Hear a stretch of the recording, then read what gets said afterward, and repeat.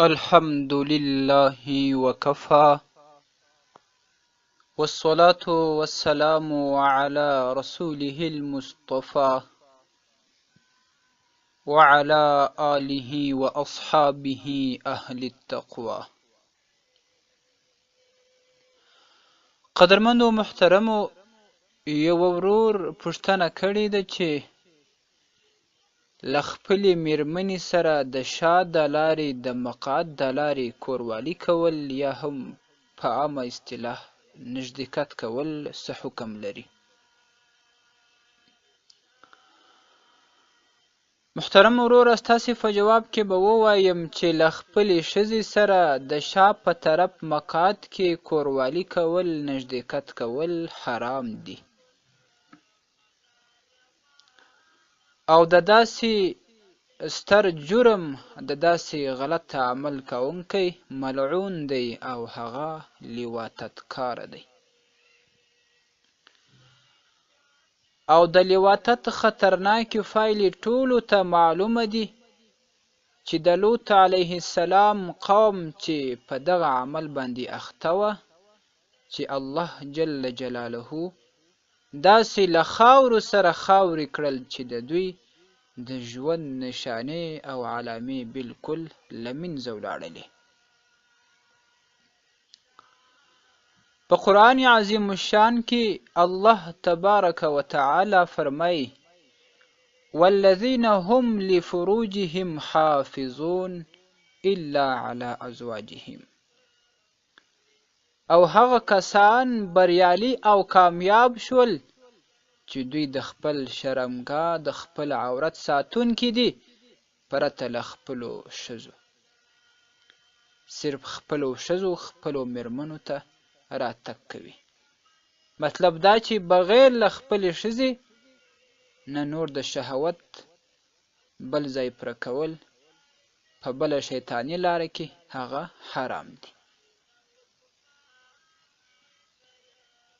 او د خپلې میرمنې سره د یو ځایوالي په اړه باندې چې د خپلې ښځې ته د کوروالي لاره، هغه هم قرآن عظیم الشان کې الله تبارک وتعالی فرمایلی دي. په سورة بقره کې آیت شریف راځي: نساؤکم حرث لکم فأتوا حرثکم انی شئتم. ستاسې ښځې ستاسې کښتونه دي، ستاسې خپله خوښه ده چې څنګه مو زړه غواړي په هغه شان باندې خپل په کښت کې تصرف وکئ، خپل کښت ته راتګ وکئ. د کښت معنا هغه نسل دی، او د نسل ځای معلوم دی چې هغه د مخ طرف دی، نه د شا طرف. ځکه چې د ښځې د شا په طرف چې هغه د فاضله موادو د خارجېدلو ځای دی، په هغه کې جما کول، کوروالي کول حرام دي. د هغې حرمت او د هغې په اړه سخت وعیدونه په ډیرو احادیثو کې ذکر شوي دي. د حضرت ابا هریره رضی الله تعالی عنه څخه روایت دی چې رسول اکرم صلی الله علیه وسلم وفرمیل: ملعون من اتی امرأته فی دبرها. ملعون دی هغه څوک د الله تعالی جل جلاله له رحمته لیرې دی چې څوک خپلې ښځې ته د شا په طرف باندې راتګ کوي، د شا په طرف کې کوروالي ورسره کوي. مسند احمد کې دا حدیث راځي. او په بل حدیث شریف کې راځي، رسول اکرم صلی الله علیه وسلم فرمایي: لا ينظر الله الى رجل جامع امرأته في دبرها. په ابن ماجه شریف کې دا حدیث راځي. رسول اکرم صلی الله علیه وسلم وایي چې الله تعالی و هغه انسان ته د رحمت په نظر باندې نه ګوري چې هغه د خپلې ښځې سره د شا په طرف کوروالي کوي، د شا په طرف باندې ورته راځي. او دا شان په مجمع الزوائد کې بل حدیث شریف راځي. رسول اکرم صلی الله علیه و آله وسلم فرمایي: لا تأتوا النساء في اعجازهم او قال في ادبارهم. ای مؤمنانو، ای مسلمانانو، تاسې خپلو میرمنو ته د شا په طرف کې راتګ مه کوئ، د شا په طرف کې ورسره کوروالي او جماع مه کوئ. معززو، هغه کار چې الله تعالی هغې ته حرام ویلي دي، الله تعالی منع فرمایلي، هغه کار چې رسول اکرم صلی الله علیه وسلم پر هغې باندې لعنت ویلی، هغه یې ملعون بللی وي، هغه کار چې هغه د لوط علیه السلام د قومیانو عمل و، چې قومیانو ته الله تعالی داسې عذاب ورکړی چې له خاورو سره یې خاورې کړل.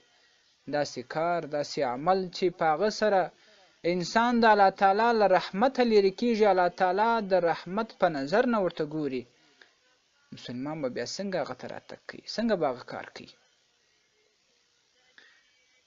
او دا لواطت که هغه د خپلې میرمنې سره وي، که هغه د بل چا سره وي، دومره اشده سخته ګناه ده چې الله تعالی د هغه څخه نفرت کوي. علامه امام غزالی رحمت الله تعالی علیه هغه لیکي اللواط اشد من الزنا، لواطت هغه تر زنا هم ډېره سخته ګناه لري. ولې؟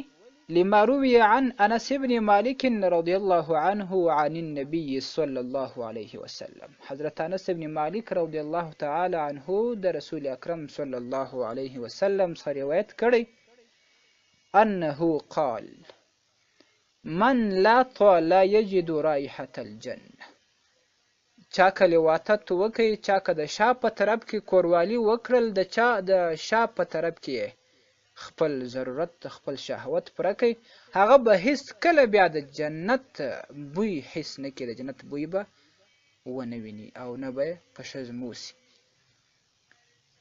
وإن رائحتها لتوجد من مسيرة 500 عام، او حال دا چې د جنت بوی 500 کاله لیرې لا یې څوک حس کولی سي و چا ته رسیږي، خو لیکن کم چا چې دغه فاحش عمل، دغه ستر جرم کړی وي، هغه به بیا د جنت بوی حس نه کړي.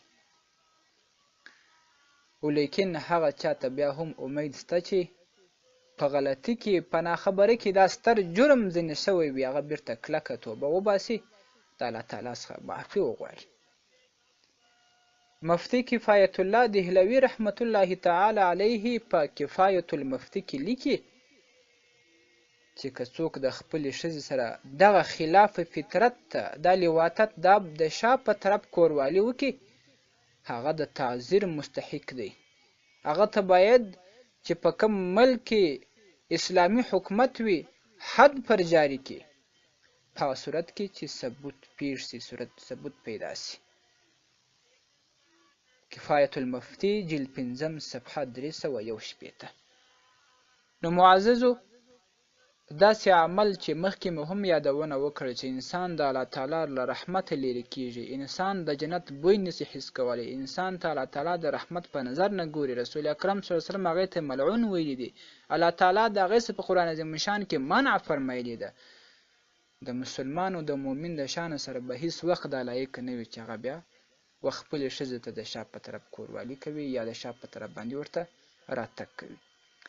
البته یوه مسله یاد ساتل پکار دی، که څوک د شا د خوا و خپلې میرمنې ته راتګ وکړي، خو هغه ځای معلوم وي چې هغه د مخ خوا ته راتګ وکړي، خو لیکن د شا د طرفه څخه هغه مشکل نه لري، خو د شا د طرفه څخه د شا په طرف کې کوروالي کول، هغه دغه جرم دی، دغه سزا ده، دغه حکم دی. واکمن رب جل جلاله ته مو سپارمه. والسلام علیکم ورحمة الله وبرکاته.